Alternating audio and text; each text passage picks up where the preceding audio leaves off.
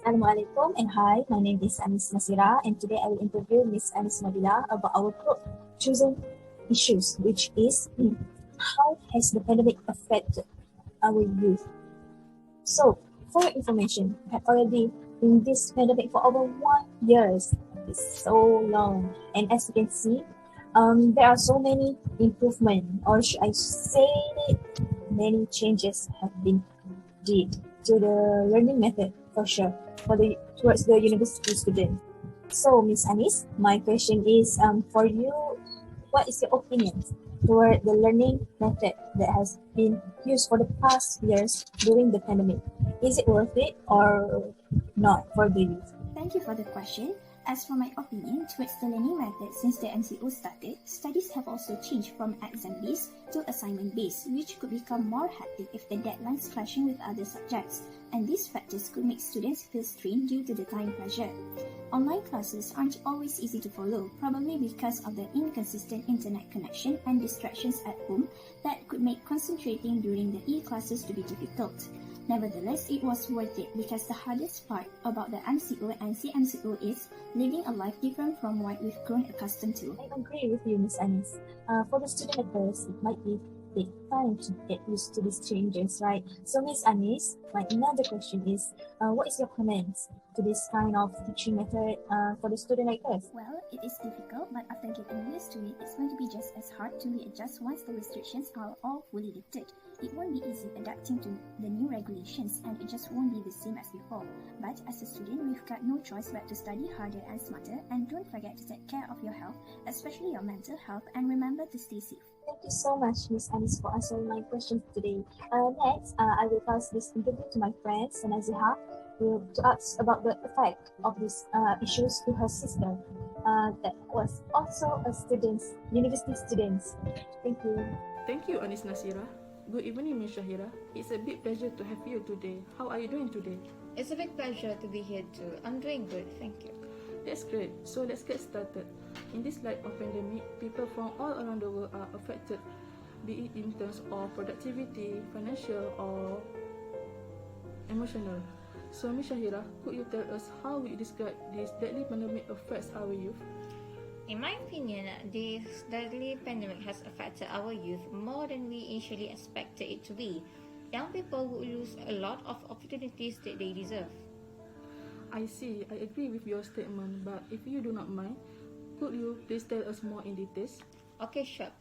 For me, youth is often described as the best part of your life where you get to try a lot of new things.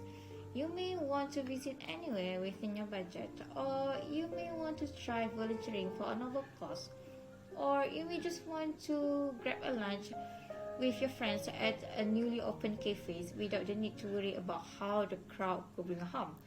For me, youth is supposed to be the time of your life where you have a lot of energy and time to do things that you wish, but with this pandemic, many things are restricted. You are absolutely correct. Young people would love to try out many things, even for something simple, since they might not have so much chances or times to do it later when they start to have commitments and such. So there is one thing that I am curious about you, Ms. Shahira. If we were in a pandemic-free this time of the year, what do you think you would be doing now? To be honest, I think I will probably do the same thing as what I am doing right now. I am currently studying for my degree. But as for me, I think students are highly linked with stress. And I need to highlight how virtual class is very different with online class, and as how student is highly linked with stress, when it hits them too much, they would think of going home. But now that we are all at home, we just have nowhere else to go when the same case happens again. Furthermore, if you are physically at college, you could grab an ice cream with your friends together just to cool down the tense. But now we cannot afford to do that anymore. As a student myself, I could relate to that on many levels. I feel like most of the other students who have said the same with what you have shared today. I think we have acquired the details that we are looking for, so thank you so much for having us today. No problem, I would love to help if there's any time. Hello, my name is Aslam. With me now is Miss Audrey, a student in one of the university in Malaysia. To continue our project, about how has the pandemic affected our youth, I would like to interview Miss Audrey to give her opinion. Okay, Miss Audrey, what do you think about the effect of the COVID-19 pandemic on our youth? Oh, thank you. So, in my opinion, the factor that drives this effect is physical fear. This is because individuals such as students or people out there will tend to behave such as self-harm and suicide when they find themselves positive for COVID-19 disease. Then they will experience stress and depression. This will cause them to do negative things. Based on this effect, it has a very significant impact on society. So, Miss Audrey, my question is, as a student, what is your opinion about the best ways to overcome the effect of this pandemic? So, the best way that I think to overcome the effect of this pandemic is physical fear. This is because this thing can overcome by forming a mind-controlling method or thought to control fear that can contribute to panic. Then, among them is not completely trust the information from social media, because it's also a method that is able to control extreme fear and anxiety. Do you know if this happens, the price to pay is so expensive that this physical fear is more dangerous than the COVID-19 pandemic attack itself. In addition, social support assistance also play a role in balancing extreme anxiety and fear.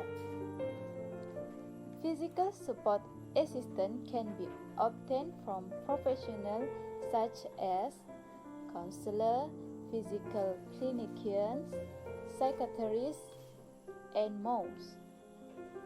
Students also need to increase their internal strength through resilience. Resilience is how an individual who experiences difficulties and hardship can face all forms of risk, challenge, and constraints with more perseverance and confidence, competence, and high reliance in his life. That's all for my opinion. Thank you. I strongly agree with your opinion. It should be considered other than basic assistance such as food and safe shelter for students. It is also important to provide and enhance psychosocial assistance to students such as counseling, psychotherapy, psychological first aid, and other supportive assistance.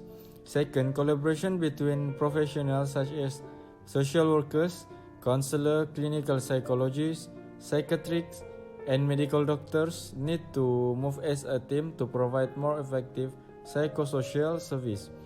Therefore, with this help, it can reduce extreme anxiety and fear among students. I think that's all from me. Thank you.